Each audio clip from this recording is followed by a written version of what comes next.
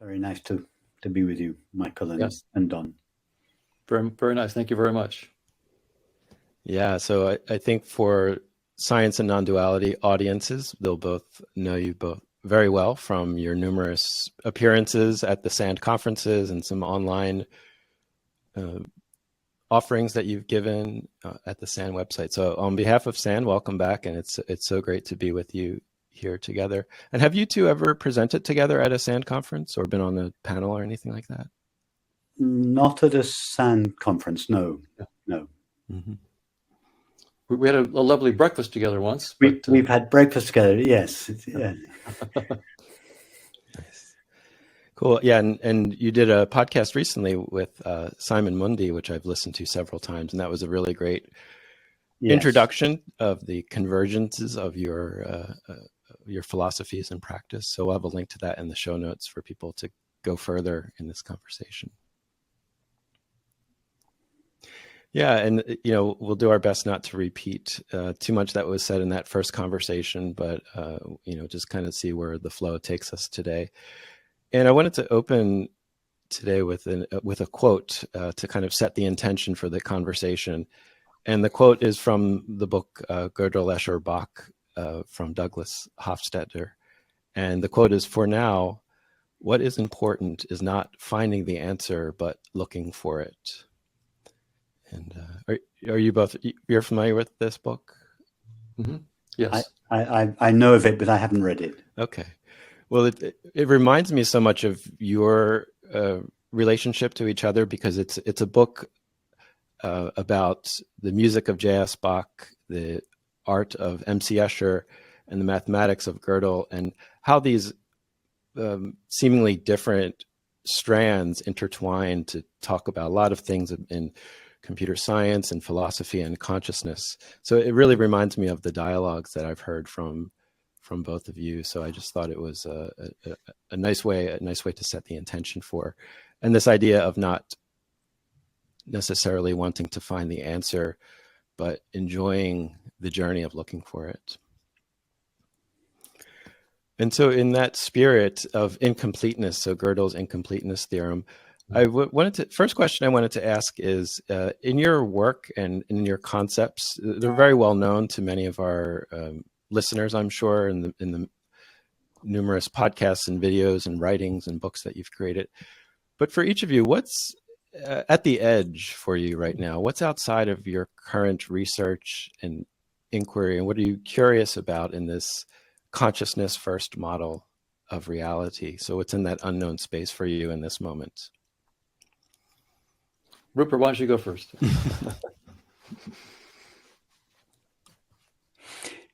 I think that one of the things that really interests me at the moment is how this I've come to this understanding through the religious and spiritual traditions, unlike you, I think, Don, who came to it through a different pathway. And in my work, I've done my best to others before me divested this understanding of all its religious packaging. I'm doing my best to divest it of all its spiritual packaging. And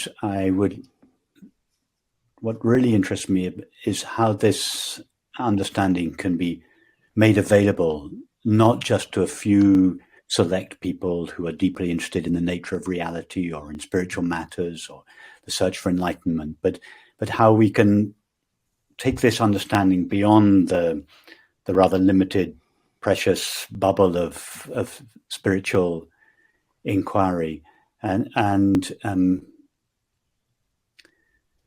really not even to consider it something spiritual or extraordinary, just how it can be shared more widely. That's one of the things that I'm particularly interested in at the moment, is how to make this understanding more widely available without any need for subscribing not only to any religious tradition, but to any spiritual assumptions, traditions, teachers, and so on.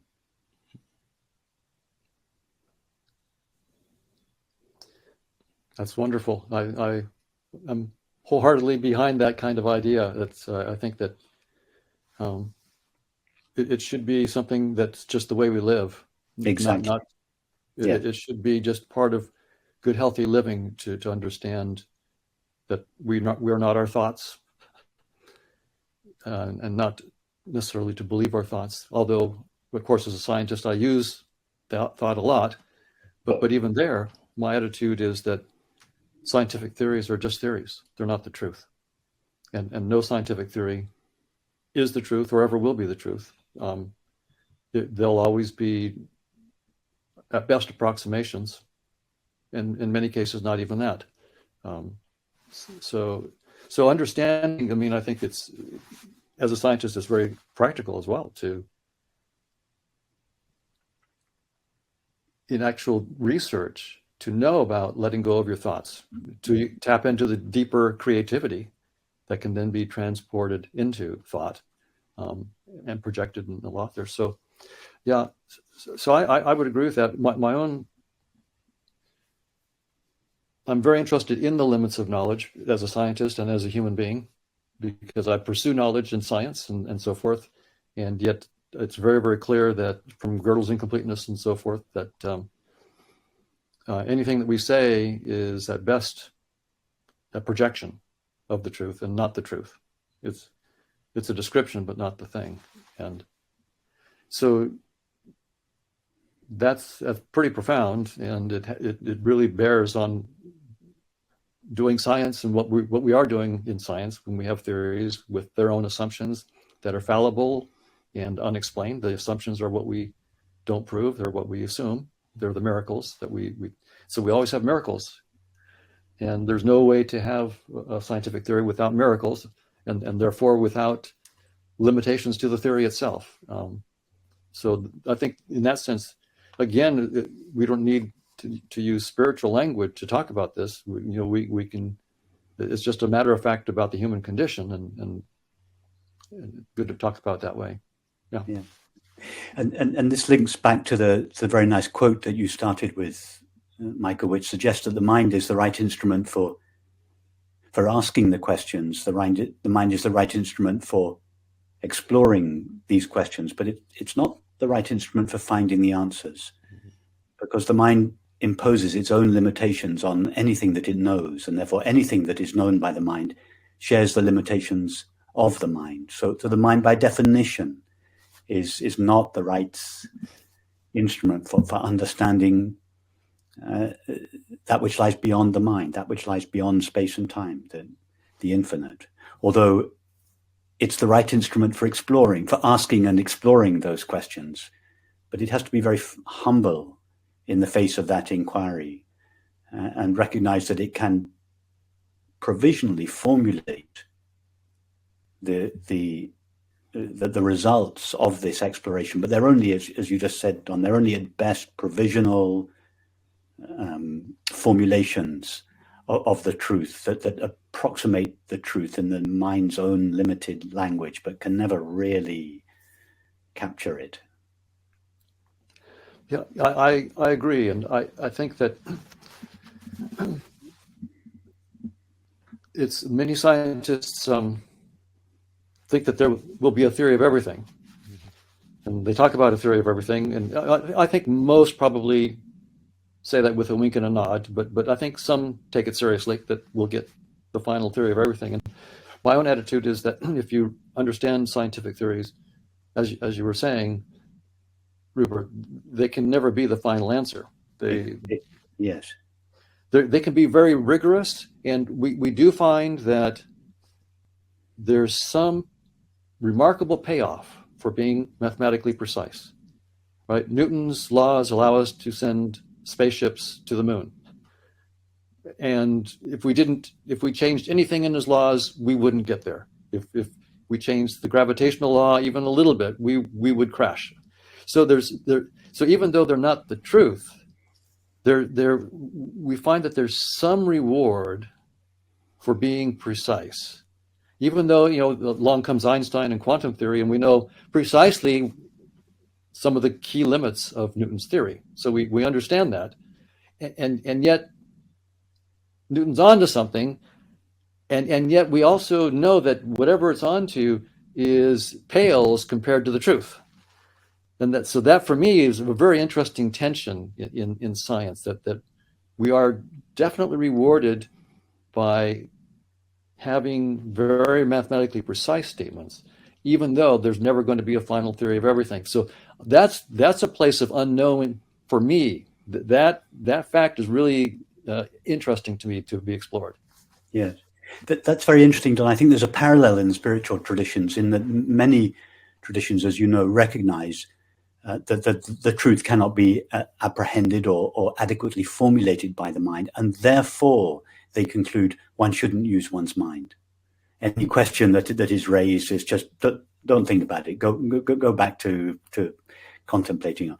And I think this is it's a mistake. Just as you feel, Don, that there's a payoff for being accurate, even though it's not an absolute accuracy. It's a relative accuracy. Likewise, I think in the spiritual traditions that there is a value to using the mind, to recognizing its limits, but to using the mind to explore and analyze and investigate the nature of reality, both inside oneself and outside of oneself, and recognize at the same time that the mind can never actually arrive at the answer. But just because the mind can never arrive at the answer doesn't invalidate the process of the mind's investigation.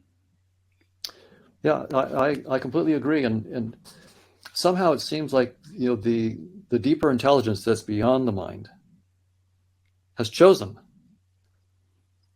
to plunge itself now and then into mind and explore that way, and even to get lost in mind and then to wake up. And maybe that's a deep part of the self-understanding that transcends the mind, which is quite interesting. And maybe, as you were saying, it's more about negation.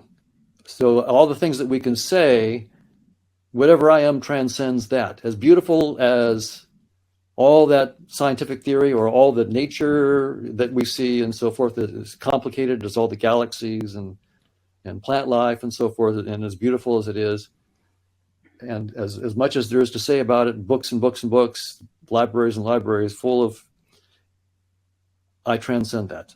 The reality transcends that, and that is a kind of a deeper knowing, even though it's a negation. Yes, it transcends it, but is at the same time immanent within it. Yes. So what one can either take the path of transcendence and turn away from everything objective, or one can take the path of immanence and go deeply into it and through it, and yes, come to the same reality that on the way of transcendence we come to by way of negation. So I think both those routes, in my tradition, it's the Vedantic and Tantric approaches, the turning away from experience and the turning towards the experience. If you go either way and you go far enough, you come to the same conclusion. Yes, and you meet yourself. You meet yourself in the truest sense of the word. Absolutely, it's like starting out traversing a circle in two opposite directions. You seem to be going in two opposite directions, but if you keep going, you meet. Yes, and I think for scientists, I mean, the non-spiritual, non-religious way of talking about it, is that scientific knowledge has to be known by something. Something has to have the understanding. What is it that understands the equations? What is it that understands the observations and that puts them together? Yes. Now, most of my colleagues, of course, studying consciousness are physicalists, and they will answer and say, well, we know what that is. It's neural activity. And neural activity is the understander, or it causes the understandings. And I think that, well, I have many brilliant colleagues and friends who are working in that direction. And I think ultimately they'll see that doesn't work. Right now, there's not been a single specific conscious experience that they can explain in terms of neural activity or physical systems more generally. No specific. So there's always a promissory note that we'll get there, but that promissory note's been out for quite a while now, and so I think at some point, this negation path that we were talking about is going to, it will again be a non-spiritual, non-religious kind of thing. They'll just realize, wow, we tried that, the neuroscience booting up consciousness really hard, and it doesn't work. Yes, because to understand anything, surely one must first understand the nature of that which understands. Right. Because everything we understand appears in accordance with the nature of the medium through which it is understood. So if we don't understand that which understands, our knowledge, our understanding can only ever be as good as our knowledge or our belief about the nature of that which understands. So this investigation into the nature of that which understands, which is the nature of consciousness, must ultimately be the ultimate science, because all other knowledge depends on our knowledge of consciousness, that which understands. So I would agree with you, Don. Sooner or later, I would have thought any scientist must come to the conclusion that in order to know what anything is, what reality is, we must first know the nature of that which knows. Yes. And that's really the ancient art of self-inquiry, the investigation into the nature of the self or the nature of the mind. It must surely be the ultimate science in the end. Now, I think where a lot of my colleagues would go on that is to say, look at the remarkable strides that we've had in AI recently, ChatGPT and so forth. And you ask a question, and you're starting to get human level responses that suggest all sorts of intelligence and understanding, and in fact, it's so good that many people are using it instead of doing the work themselves, and it in many cases passes muster, and people accept it. So there, I mean, people raise a legitimate question: what more do we mean by understanding than that, right? But I think that there is something more. Those are wonderfully complicated algorithms that we don't really understand yet how they do what they do. But that's the question you're raising, Rupert, I think is the much deeper one, which is, what is understanding qua understanding? Not some algorithm that impresses us. Yes, but because if you take the experience of understanding, let's say, take the example of a joke. Someone's telling you a joke, and if they're a good storyteller, they eke out the story, and they take you on a journey. You don't understand the joke while the story is being told, but then the punchline comes in, and that final thought, the punchline, has to come, and that is a process of thinking. The storytelling, it's a process of thought. Your mind is being taken on a journey, but it's only when the punchline has finished that the experience of understanding takes place. Mm-hmm. Then we laugh. That again is a response of the body. But between the story, which is a series of thoughts, and the laughter of the body, something takes place. But that when we call that understanding, it takes place after the activity of the mind has come to an end, and before the body responds. So understanding always takes place when the mind comes to an end. It doesn't take place. It's not it's preceded by a process in the mind, but the actual experience that we refer to as understanding doesn't take place in the mind. What is that?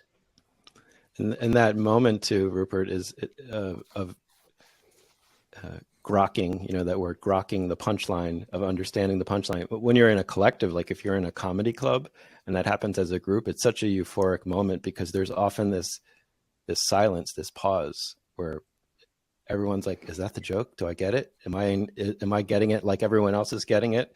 And then this, unanimous laughter and this joy comes across the audience.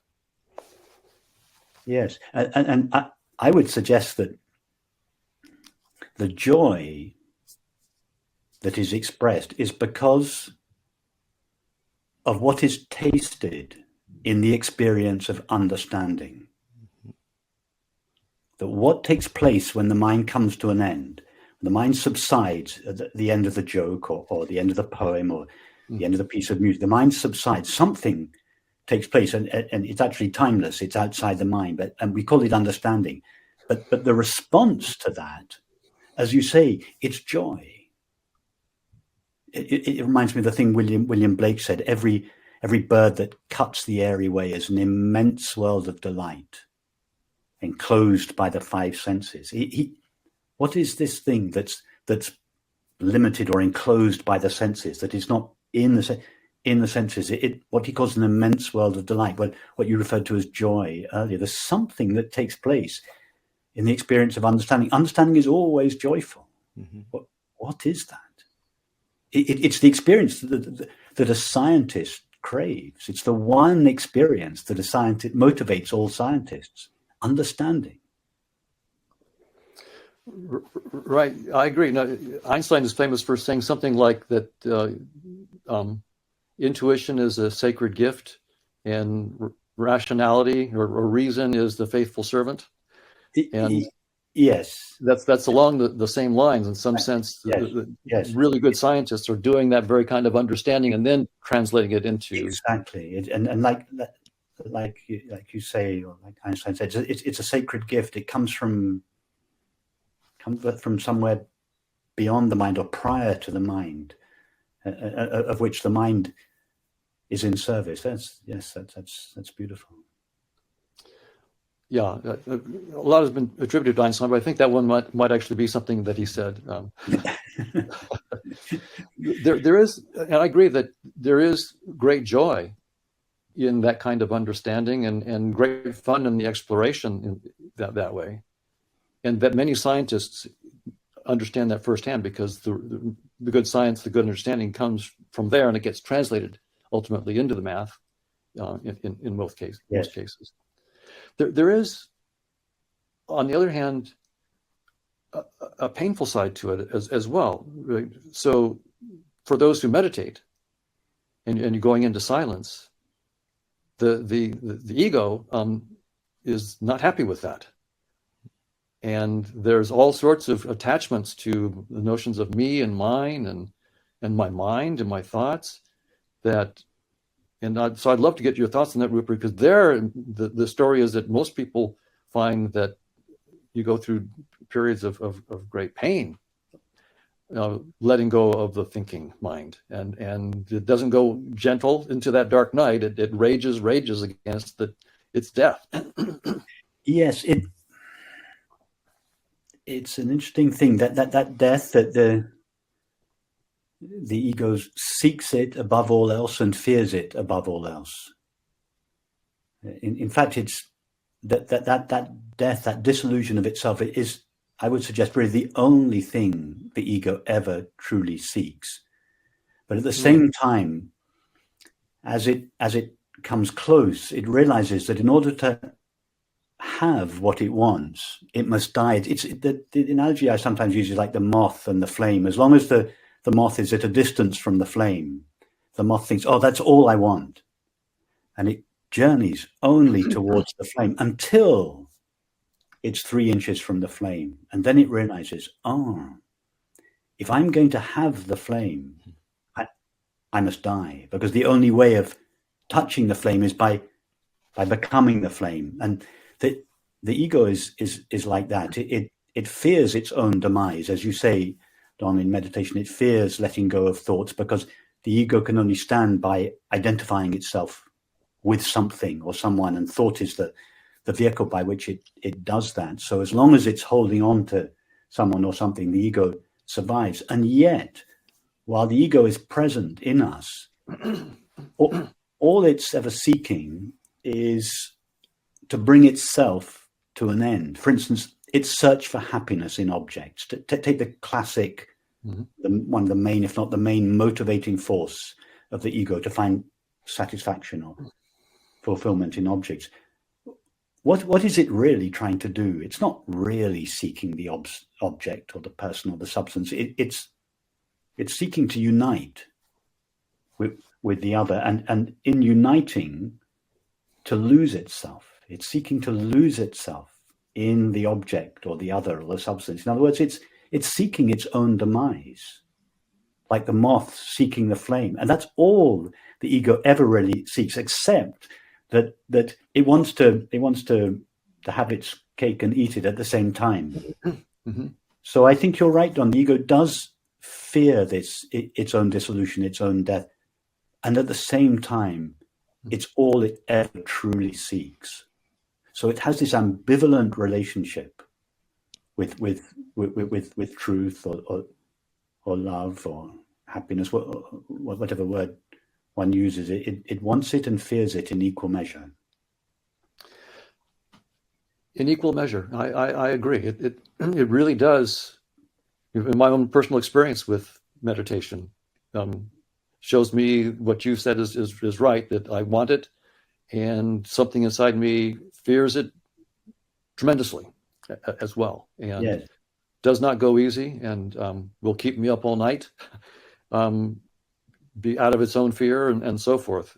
So that the meditation process, has times of great joy, and then times of great pain, as you know, there's the pushback from the ego. And my reading of other writings of other people suggest that that's the rule, not the exception. Yes. We're all engaged in this dance that the moth enacts 2 or 3 inches from the flame, back and forth, coming close, contracting away, coming close. Have you resolved that yourself, or are you still doing the dance?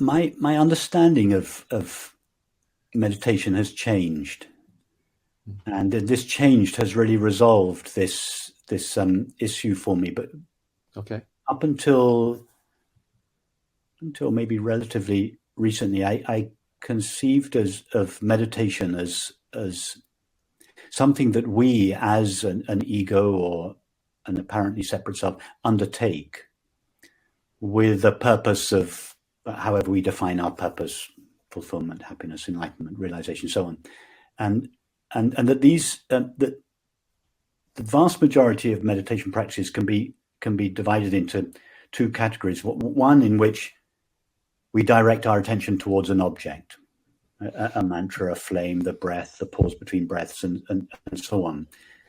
And most meditation practices fall into that category. And then there's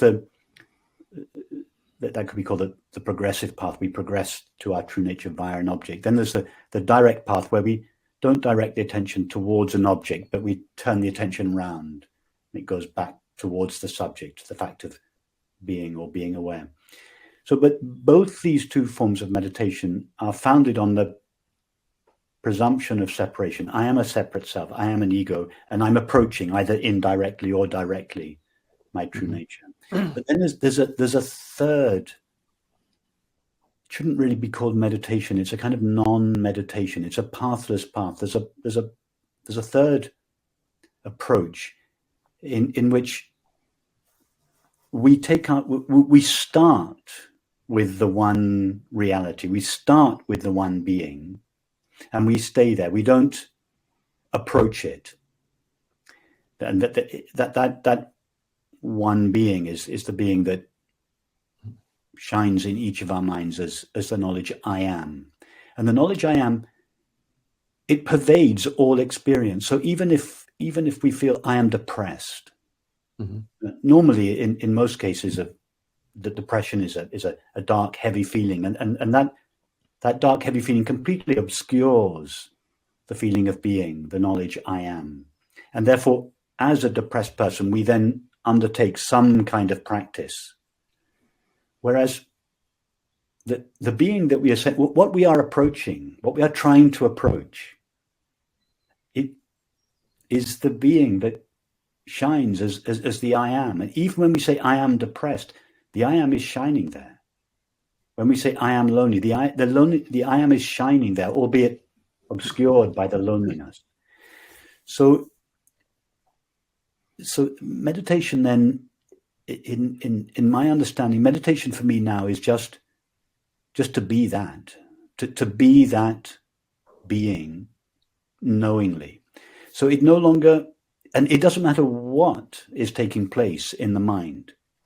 In other words, there's no struggle with the mind. I'm not trying to get from here to here, because wherever I am in experience, I can be deeply depressed, I can be ecstatically happy, I can be everything in between, but whatever I am feeling, I am present there. I, not me, the person, I, pure being or aware being, am present there. It's the screen that's present in it, not just behind the movie, but in the movie. So in this sense, there's nothing to be achieved in meditation. There's no question of sitting down for half an hour in order to accomplish quietening the mind, or what is to be accomplished is present at the beginning and all the way through and at the end. And so there's no agenda with the mind, with the content of experience. There's no question of either succeeding or failing, and therefore no struggle. There would only be a struggle if we were trying to get from where we are somewhere else. But if where we are, whatever the experience is, if that experience is pervaded by being, pervaded by the I am, then there's no struggle anymore. So does that answer your question, Don? Or does that respond? I find that very, very helpful, and I love that way of putting it. And I agree that in some sense we are just the one consciousness peering through an avatar, a Hoffman or a Rupert avatar or a Michael avatar. Yeah. And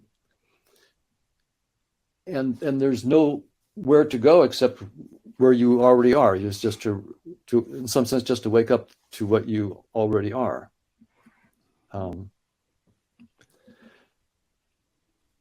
I guess a couple of questions that come up for me that I'd love to have your view would be, why does the one let itself go unconscious that way and have to wake up to what it always was, right? What is that about?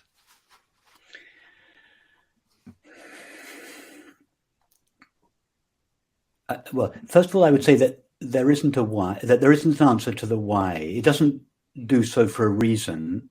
Okay. I would just suggest that it's nature to do so. What is its, when I say it's nature to do so, to do what? It's the nature of the one to manifest. It's not just a silent, blank, empty, motionless ocean of consciousness. Its nature is to manifest. But the one cannot know its manifestation directly, because the infinite cannot know the finite. The infinite can only know the infinite. Imagine if this glass were to be known directly by infinite consciousness. It would have to be, we're all perceiving this glass from a single location in space. That's why it appears to us as one object. But imagine if we were to view this glass from, let's say, a dozen different locations and then superimpose those images one on top of another, it would begin to look like a cubist painting.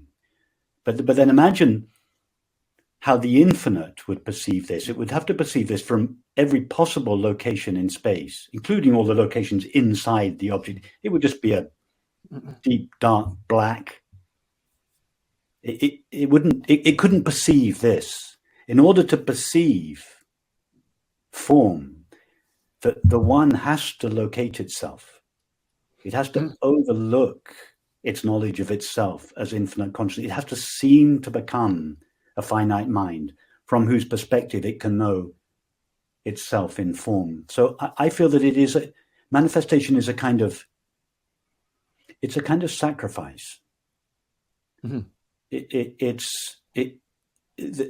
The one, the infinite, has to consent to become or seem to become a finite mind in order that it bring manifestation out of potential into actuality. But it's a sacrifice. It pays for that sacrifice with the loss of its knowledge of itself. It seems to become a finite mind. And inherent in this finite mind is the belief of separation and mortality. So in a way,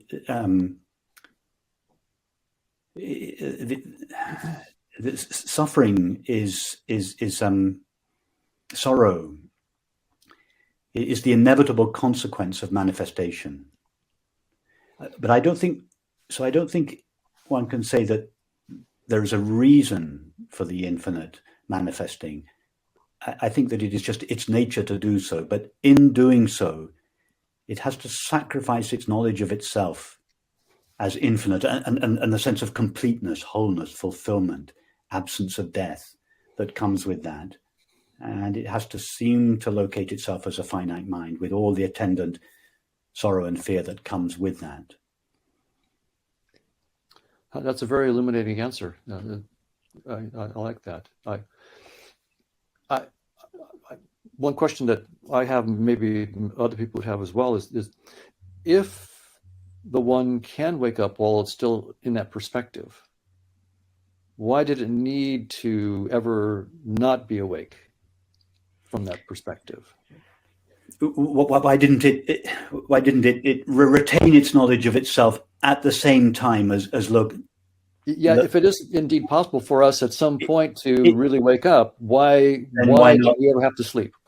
Okay, well, I've got a why question, I guess.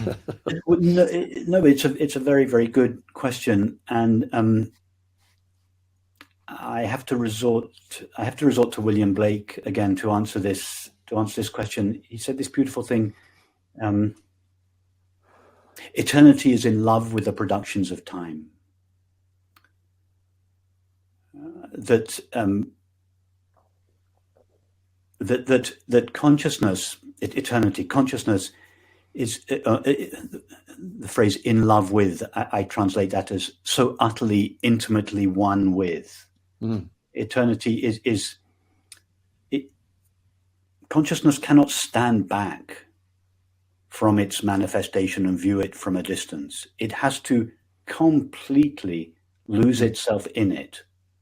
That's what Blake means by eternity being in love with the productions of time, so utterly, intimately one with the productions of time, with form, that it doesn't hold anything of itself back. It gives itself completely to its manifestation. And suffering is the price it pays. I see. I wonder too if it's that we're approaching these questions from the prison of space-time. So, all of these things we're talking about are taking place over time. So if the one completely understands itself and knows itself in the totality of time, but we're looking at it through this specific lens of sequential events. So things like suffering and incompleteness and birth and death are just manifestations in what we perceive of as space-time. And I know in both of your work and Don, in the models you're creating, you're seeking to sort of break out of that prison, as it were, and see a deeper reality that's perhaps independent of time. Yes, that's right. In the mathematical models that we're building, we do have mathematics. Of course, we can never get a mathematics of the one, but it transcends mathematics. But we have mathematics of the projections of the one, what we call conscious agents in our theory.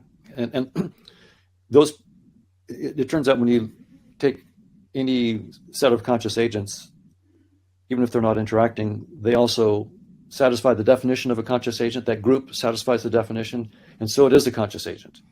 And so any group of conscious agents is itself a conscious agent, and therefore it follows that there's ultimately just the one conscious agent.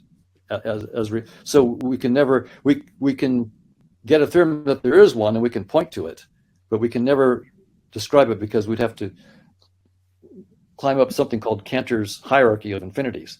And you can't do that. The math can't do it. So we can see that it's there. We can point to it, and we can look at all the conscious agents that we can study scientifically as projections of that deeper one. And what's interesting is that in this dynamical model, it's a Markovian dynamics that we have. It's possible to have no arrow of time in the sense that the dynamics has no increase in entropy. So it's possible to write down a dynamics in which the entropy is constant, and so there's no entropic arrow of time.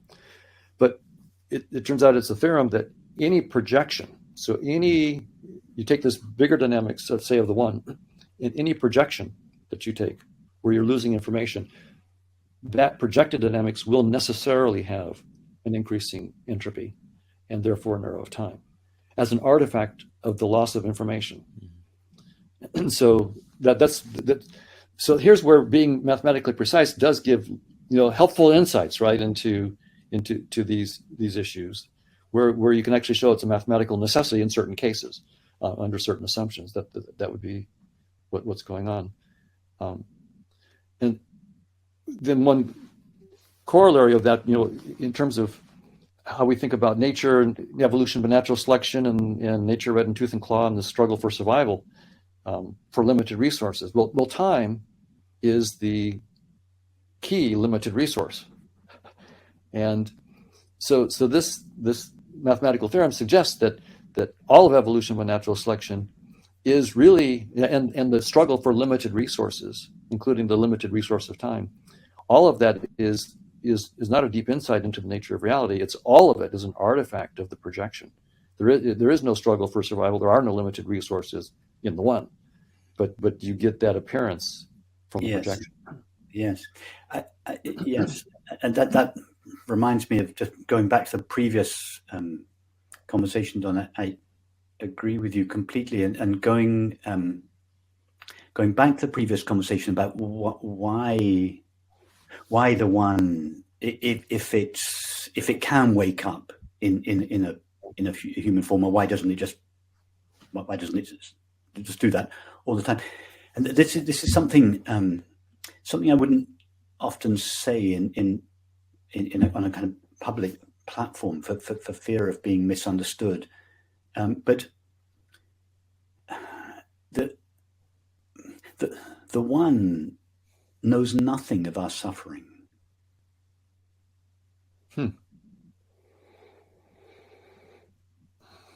It's only possible to know suffering from our limited, localized perspectives.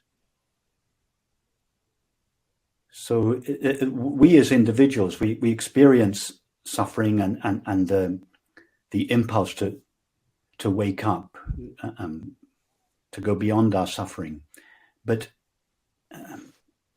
to attribute the struggles we have as individuals to the one, although we are nothing but the one, right.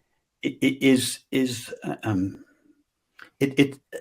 at best it's a concession. It's appropriate at some stages in our investigation to say God loves you, God cares for you, but no, God knows nothing of us as individuals. The infinite cannot know the finite. Only something finite can know the finite.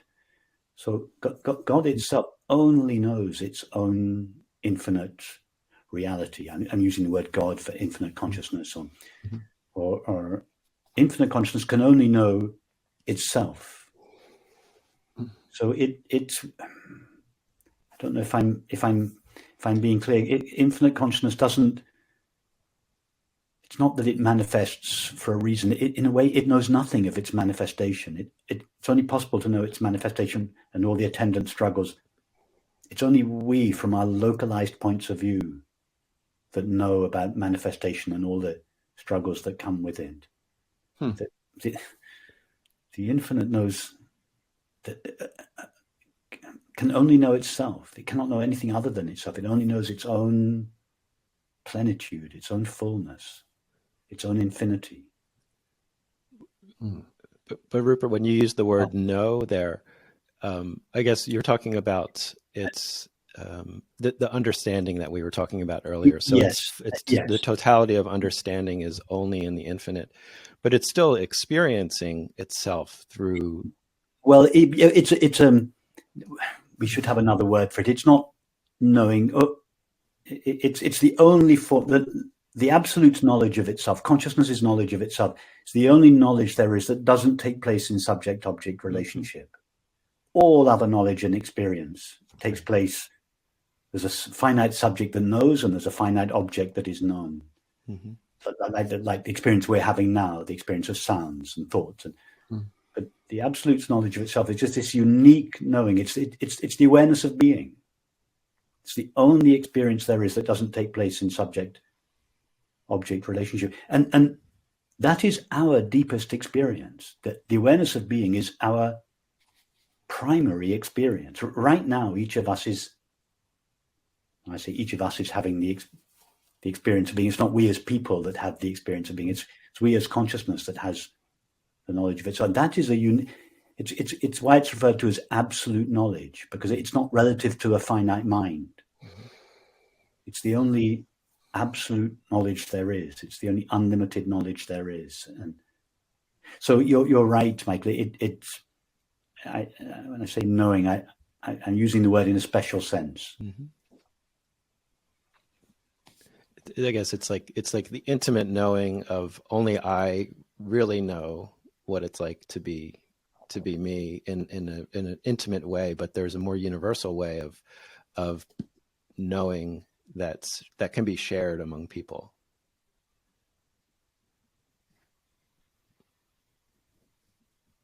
Yes, another way of saying it would be that consciousness knows itself simply by being itself. Just as the sun illuminates itself simply by being itself. It doesn't have to separate itself from itself and then shine its light back on itself in order to illuminate itself. It just illuminates itself by being itself. Illuminating is what it is, not what it does. Right. But it's like that. For knowing itself is what consciousness is, not what it does. Right. And would you say, Rupert, that in our discussions here, we really are pushing up against the limits of what we started talking about, which is the words we're using themselves could only be pointers and maybe in this case poor ones at that. Absolutely, and that's why we're struggling. We're struggling. We're really on the edge of, not just on the edge of knowledge, but the edge of language. Well, they're closely connected, obviously.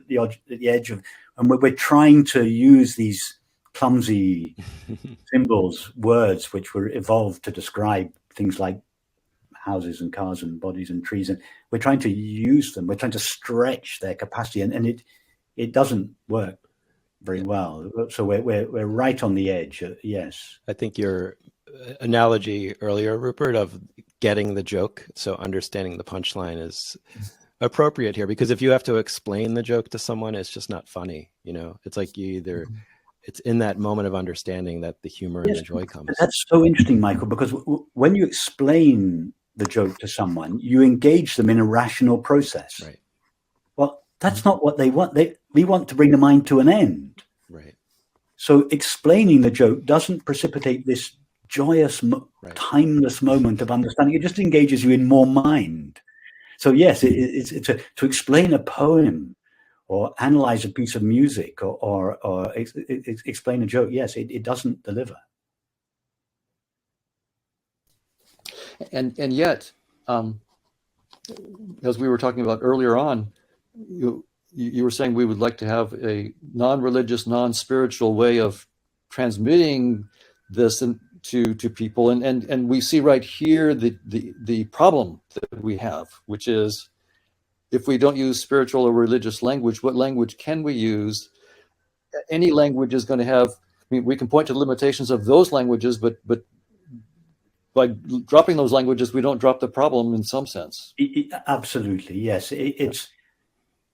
I guess it's trying to find, and this is what I feel that I'm involved in, is trying to find a language that is at least as free as possible from the limitations of language, particularly the limitations of the spiritual and religious traditions that I came through. It's doing our best, knowing that we'll never succeed, but it's just trying to use language in as clean and clear a way as possible. Yes. I would agree with that, and I do wonder, though, that if at their start, many of the religions, when Jesus spoke, he was probably doing exactly that. I think he was. I think he was and we then encrusted it later on. Yes, of course. He was just speaking the language of his day. Right. And you know, when the early Tibetan Buddhist masters were giving their discourses, they were just speaking just the language of their day. Of course, now, several hundred years later, on the other side of the world, that language seems foreign and exotic, and therefore we think that what they were speaking of was something alien and exotic. Not at all. They were just talking about their everyday experience in their everyday language. Well, that's what we have to find, how to talk about not spiritual experience, but just our real everyday experience. What is it really that is being experienced? And how can we just talk about that in ordinary everyday language? I would agree that would be useful for our contemporaries. I suspect that in a couple generations, even that would then get encrusted and become, of course, a religion. Yes, absolutely. I'm sure you're right. Yeah, right. It's why one of my very first teachers, Dr. Rose, said the truth needs to be reformulated by every generation. There you go. It just, every generation needs to divest it of the old traditional encrustation and find new ways, new forms, new methods, new pathways, so that it doesn't become a religion, a series of beliefs and precepts and a dogma, so that it remains alive and relevant to the time and place in which it is spoken. And it seems as though whenever simplicity and essential, when things are essential, they're really resonant and felt. And whether it's spiritual teachings that have a simplicity and a timeless to them, or mathematical principles, and Don, you could maybe speak to this, that when a mathematical solution is elegant and simple, it somehow resonates as more true, or more, there's a beauty to it. And something you spoke about in your previous conversation was this amplitude hedron, and this structure that I would love to hear Rupert's further take on this, because it reminds me so much of Indra's net, the concept of this jewel of reality that reflects, that each node of the jewel in this net reflects every other jewel. And I don't understand the mathematics behind the amplitude-hedron, and maybe you could explain it a little more and see what resonance is in this idea that it basically simplifies a lot of complex mathematics about space-time, right? Is that the general idea of it?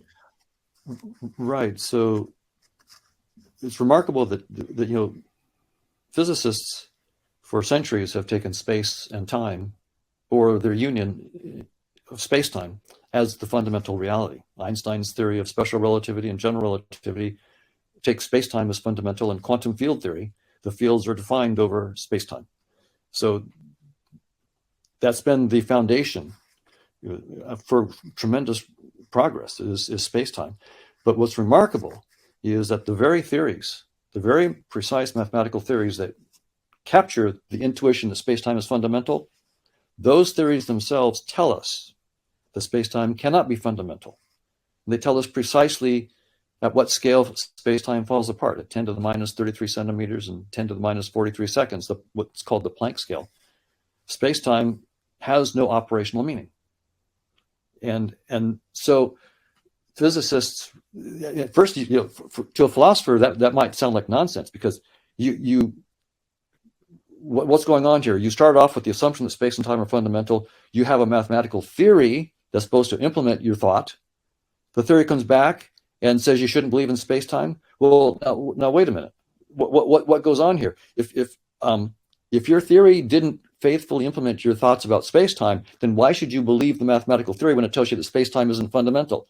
Well, it sounds like you're caught in a logical contradiction, but you're not. That's the way science works, is that we know that our assumptions necessarily have limits. We write down the mathematics to understand the power of our assumptions and those necessary limits. And once we find those limits, we pop out the champagne. We finally understood the limits of those concepts and their mathematical expression, and now it's time to move beyond. So there's no self-refutation in this. That's no logical self-contradiction. But now physicists have, in the last 10, 15 years, moved on and found some structures like the amplitude-hedron that's for massless particle scattering, but they've found even other structures for massive particles and all manner of spin of particles. And so these are structures not inside space-time, or not. You might think, well, these must be structures that are curled up somehow in small dimensions of space-time that you can't see. No. These are entirely outside of space-time.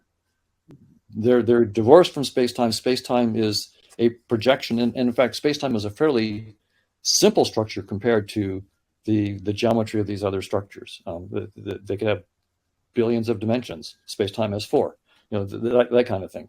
So physics has moved on, and my colleagues in the neuroscience, the cognitive neurosciences studying consciousness, don't really understand this yet. They're still assuming that we're going to boot up consciousness inside space-time. Mm-hmm. But the physicists themselves are looking for entities and structures beyond space-time, and so that's where the action is. And in some sense, the theory I'm doing of conscious agents is an attempt to get a theory beyond space-time that will project into space-time and give us back space-time.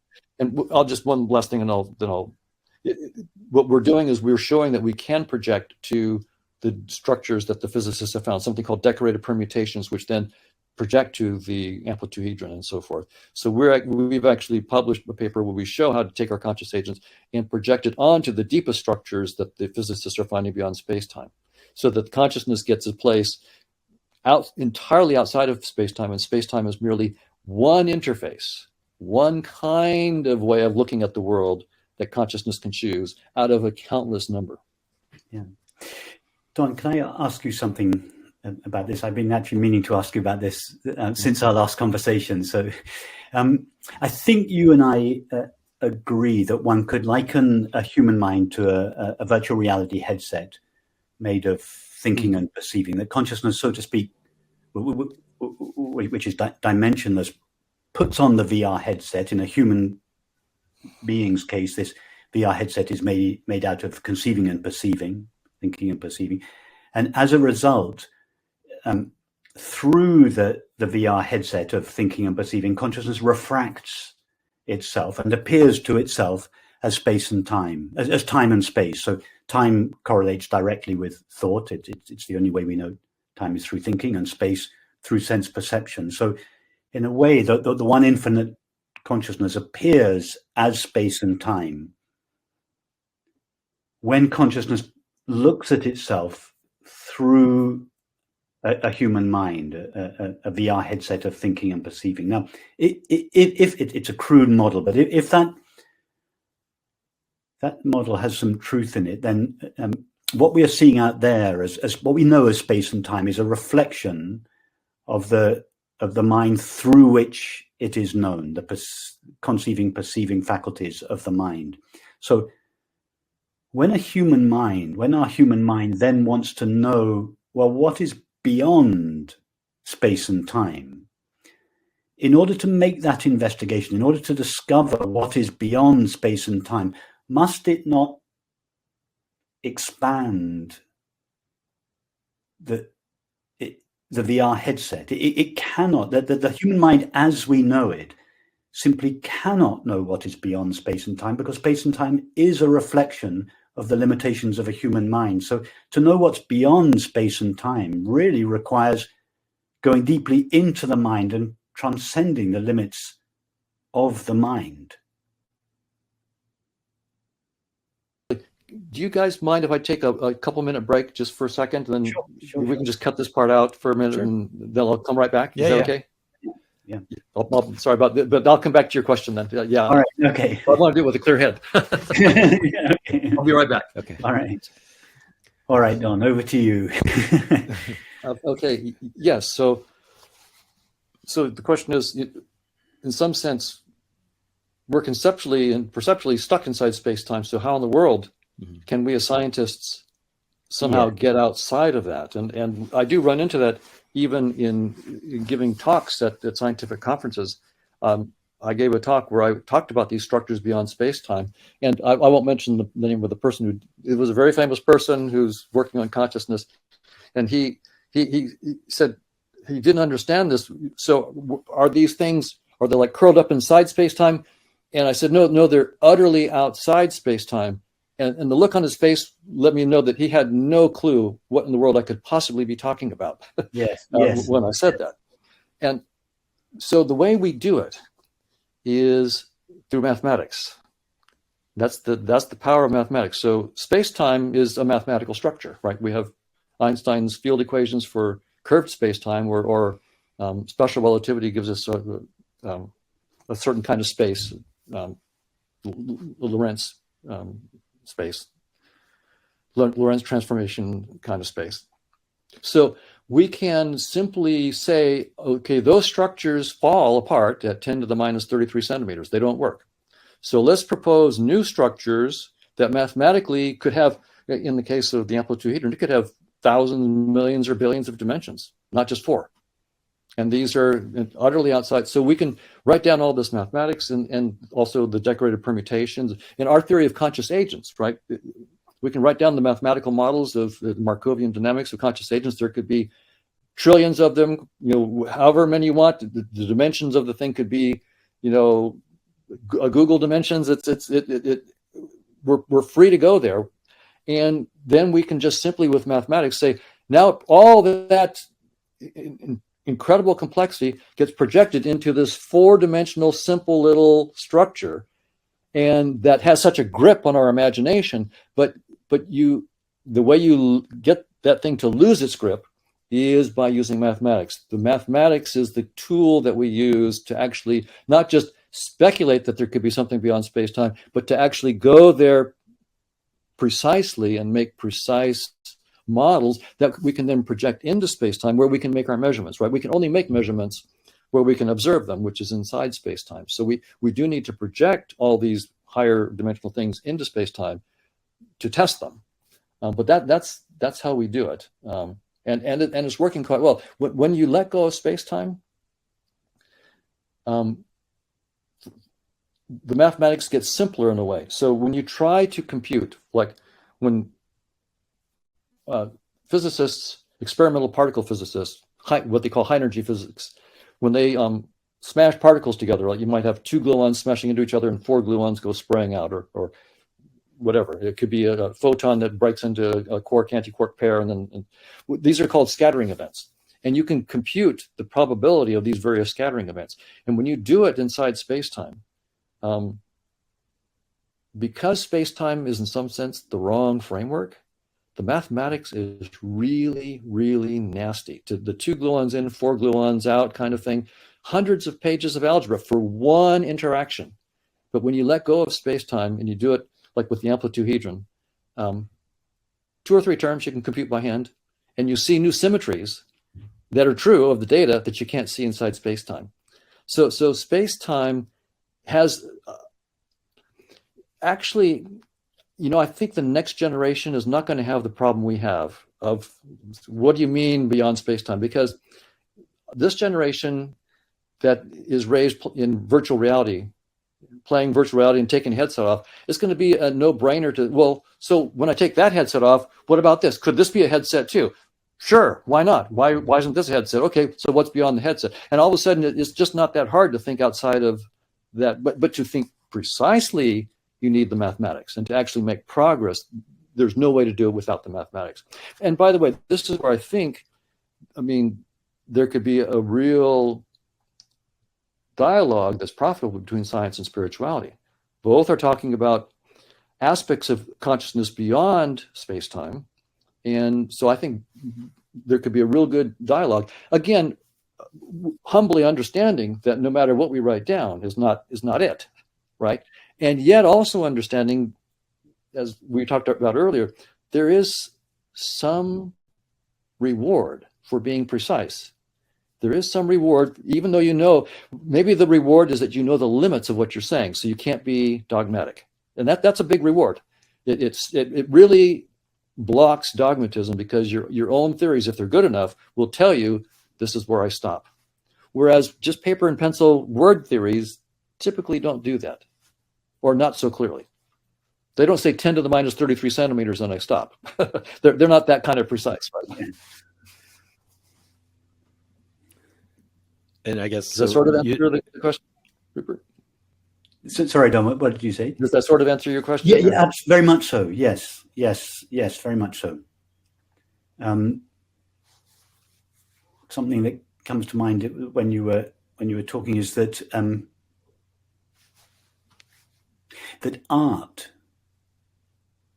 is another channel through which that which lies outside space-time and that hasn't gone all the way from space-time all the way back to the one, but somehow lies in the field between the two. That a great artist is one whose mind is sufficiently open to be in touch with that realm. It also has the skill to bring the knowledge of that realm into our four-dimensional world. I'm talking about really the great artists, Beethoven. You listen to one of Beethoven's symphonies, you really feel that it's kind of cosmic knowledge that is being laid out in front. Well, that wasn't just fantasy. It's like something is being communicated. That's like one of these 200-page equations. But something that knowledge that comes from outside this very small world of time and space that we know through our finite minds, and yet is being translated into a form that we can apprehend in this with our minds. So when you talk about these 200 pages of equations, I pictured a Beethoven score. And I think that's why I've always felt that art was art at its highest was a kind of sacred activity. Its purpose is to bring knowledge that's outside most people's mind into to make it accessible, digestible for a mortal mind. And in a way, you're saying the same thing of mathematics, that it's a kind of art form which is capable of penetrating beyond the limited structures of our mind, and yet bringing that knowledge back into our minds, formulating it for our minds. Yeah, I think that's a very good analogy, and there's something almost inevitable about a Beethoven symphony. That note had to be there. You could not change that note. Yes. Yes. And the same thing is true of the mathematics. For this theory, yes. If that 2 turns into a 2.5 or a 3, this theory doesn't work. That you need a 2 there, not a 3.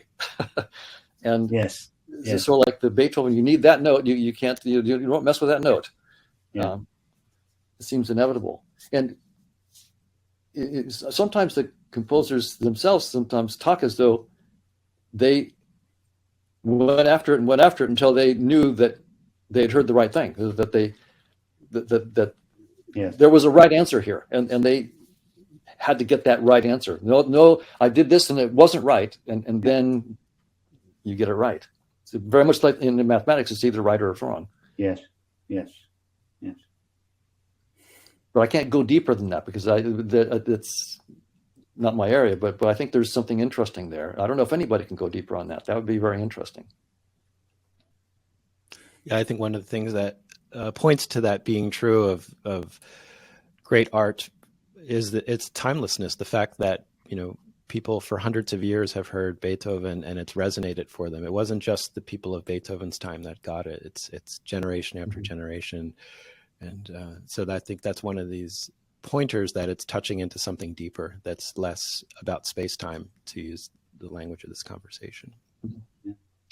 I should just, so that, to bring up the point, but I don't want to push on it too hard. For my colleagues in cognitive neuroscience, they would say, well, Don, why didn't you mention that the reason why we like Beethoven and these other things is because of the structure of our brains and the way we've evolved and so forth. And there is that kind of story that you can tell as well. You know, that in some sense, a great piece of music is you could talk about it from an evolutionary point of view and say that it's just tapping into. So I don't want to dismiss that that's another equally reasonable way to go with this, but there might be a deeper point of view in which both are the same thing, right? Even evolution by natural selection itself is, I mean, it's a wonderful theory and it works well inside space-time, but I think it is an artifact of the limits of space-time that we get the theory of evolution by natural selection. So that's why it's well suited to space-time, because it shares the limits of space-time, namely that there is this arrow of time, whereas beyond space-time there is no need for this arrow of time.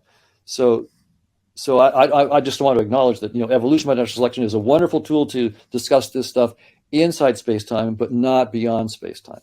Yes. And we're trying to do both. Yes. Yeah, well, there's a geometry to music too, and you know the amplitahedron.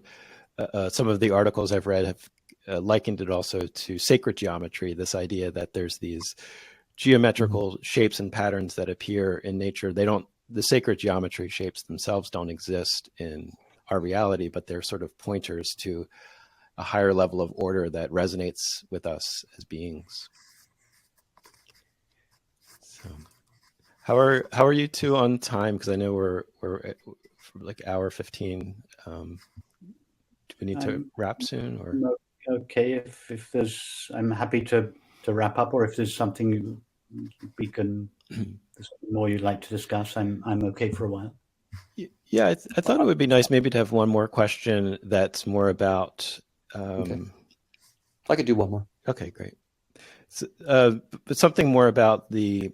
In your last conversation, you sort of talked about the personal impacts of like what happens if people awaken to this reality that consciousness is first, and how that could be transformative for people in the way that they treat each other and how nations and governments and things like that. And my question is more about what Rupert will know this term. I don't know if Don, you know this term, spiritual bypassing. So this idea that Rupert, you can probably explain it much better than I, but basically that sometimes people who are on a spiritual path will use these ultimate truths as a way to sort of bypass the internal and interpersonal difficulties that they find. They say, oh, it doesn't matter that, you know, I hate my job or something like that because, you know, we're all one and there's just one consciousness. Or, you know, people will use it sometimes as an excuse to kind of, basically bypass.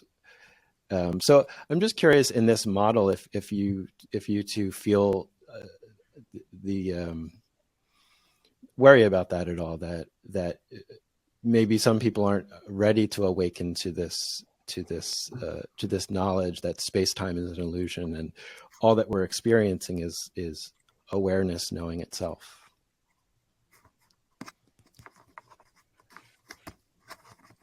Don, do you want to respond, or shall I? I'll let you start. Okay. Yeah, just about spiritual bypassing, to put it in the context of our earlier conversation, Don, about transcending. So obviously at the deepest level, we're not our thoughts, our feelings, our actions, our relationships, our bodily functions, and so on. We are that which is aware of them. And so the early stages of this investigation in many spiritual traditions starts with the way of negation, as you said earlier, Don, the neti approach. I'm not this, I'm not this, I'm not this, which if one's spiritual path stops there, then that could be used as an excuse for not attending to the more relative levels of one's experience. It needn't have any impact on one's thoughts or feelings, let alone one's actions and relationships, because after all, we're not those things, so why bother about them? But that would be whilst in theory it's a possibility, and occasionally you hear of actually usually it's teachers, not students, that use this understanding to justify obnoxious behavior.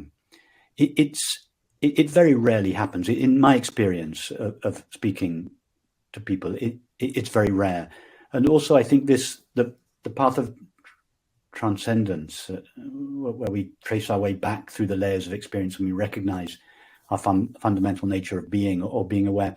It's, I think nowadays on the contemporary spiritual scene, it's recognized that is just half the process. The other half of the process is when we turn around again and face our thoughts and feelings, our actions and relationships, and realign them with our new understanding of ourselves. And I certainly, in all my years of speaking and writing about these matters, nearly 15 years, I can only think of 2 or 3 examples where this recognition of one's essential nature has been used as an excuse to avoid having to face and deal with these aspects in oneself. So I don't think it's a danger. Mm-hmm. However, what I have noticed, what is more common, is that people are afraid, as you mentioned, Michael, people are afraid of the Vedantic approach, the neti approach, the via negativa, the way of negation. They're afraid that somehow bypasses dealing with the very real nitty-gritty aspects of one's life, one's trauma, one's sorrow, one's fear. And because they're so afraid of bypassing that material, they never get further than that material. They think, oh, I'm so keen not to avoid my trauma. I'm so keen not to avoid my dysfunctional relationships and everything, that I'm not even going to take that journey all the way back to my true nature, because they think that avoidance is implicit in that exploration. And I actually think that is much more dangerous. I see far more people who don't take the journey all the way back to themselves because they're so keen on exploring their trauma, than the relatively few people who do take the journey all the way back to themselves and then use that as an excuse for not clearing up their act. Mm-hmm, mm-hmm. Very interesting. Yeah, on that, Rupert, I guess there's a couple ways you could talk about clearing up your trauma. One would be like psychoanalysis, which is more mind kind of stuff, versus facing your feelings without thought, just being with them. And so were you thinking about the more psychoanalysis kind of thing, or are you thinking about the other?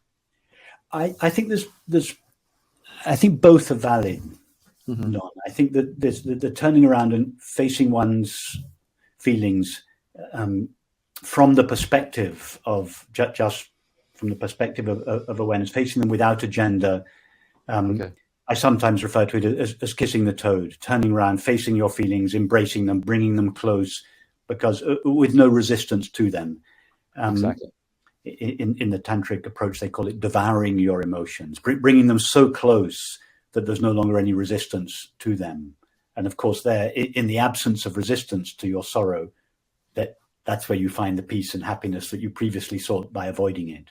So I think there is that is a very valid practice, and one that I encourage a lot. I do think there's also a place for the psychoanalytic or psychotherapeutic approach, particularly if there's some particular event in one's life that has triggered a very deep trauma that one is really focused on, that has become a real knot. Mm-hmm. And Right. sometimes it is valid to go into that story, to explore it, to unpack it. I think it has to be done from the perspective of this recognition, this understanding of our true nature. But I do think there's also a place for it in the context of this understanding. If the therapeutic or psychoanalytic approach is undertaken without this understanding of our essential nature, then I think it's fairly limited. Still of benefit, undoubtedly, it's still of benefit. But in the context of what we're talking about, the recognition of our true nature, I really think that those methods have to be used in conjunction with the deeper investigation into our essential nature. I agree with that wholeheartedly, and I'll just, I guess the last thing I'll just say is about science and scientists in this regard, and that is that my reading right now is that the vast majority of scientists are still physicalists, and they're diehard physicalists, and consciousness, if it's anything, it's a product of the brain, but it may not be anything. It may just be an illusion. But there's going to have to be a big sea change before scientists are actually en masse going to be helping us to pursue the theories of consciousness beyond space-time. And I hope that they do, because once their genius is turned to this, we won't be able to keep up. I mean, it's so my goal is to try to get some killer app of mathematical consciousness beyond space-time. Get that killer app that all of a sudden gets much brighter minds than mine in science to say, oh, okay, we can run with this now. I see where this is going. So that's what I'm up to. I can send you guys we have a proposal for just that kind of thing, showing how we can boot up from the theory of conscious agents to actually get a computational experiment which gives us the exact momentum distributions of quark and gluon dynamics inside of a proton. And if we can do that kind of thing well with a theory of consciousness, then I'm hoping that will be the kind of killer app that will really get the genius of science unlocked on this, and then hang on, because it's going to be a really fun ride. Once science goes into this, and the tools of science are put into this, science and spirituality are just going to take off. Mm-hmm. So I just want to hopefully help ignite that flame, and then watch the rocket take off, because I think we have the tools. We just have to, scientists just have to realize it's really over for space-time. It really is over for space-time. And they really have to go in with both feet. And they may not like consciousness, but it's something beyond space-time. And if there are dynamical entities beyond space-time, it's still not comfortable, no matter whether you call it consciousness or not. It's not something inside space-time. So you're going to have to go outside your comfort zone to deal with this stuff. So once scientists do that, then I can't wait for the fireworks. It's going to be a lot of fun. Well, that's a marvelous prospect. Yes. Yeah, and I, along with everyone else, am eagerly awaiting this explosion. Maybe after the AI thing slows down, maybe all of these minds will be turned towards this discovery of the primacy of consciousness and the dialogue between science and spirituality. And I feel like you two will be at the forefront of that when that revolution finally comes. So I want to thank you both for your time and the depth of our conversation today. It was a real honor to be in presence with both of you and with the SAND community once again. Well, thank you, Michael. I have to say I miss our SAND conferences. Yes. And I always used to consider the real SAND conference took place in the dining room, the breakfasts, and the spontaneous conversations in the corridors, and our formal talks were just the bits in between. Mm-hmm. And I completely understand why, of course, SAND is not has changed. It's moved on, and it's beautiful and appropriate and everything. But I miss those days. They were very special. Me too. I missed them. It was a lot of fun, and this conversation was great fun. Thank you both. It was. Yes, I learned a lot. So yes, thank you. To be continued. An honor and a pleasure. Thank you. Okay.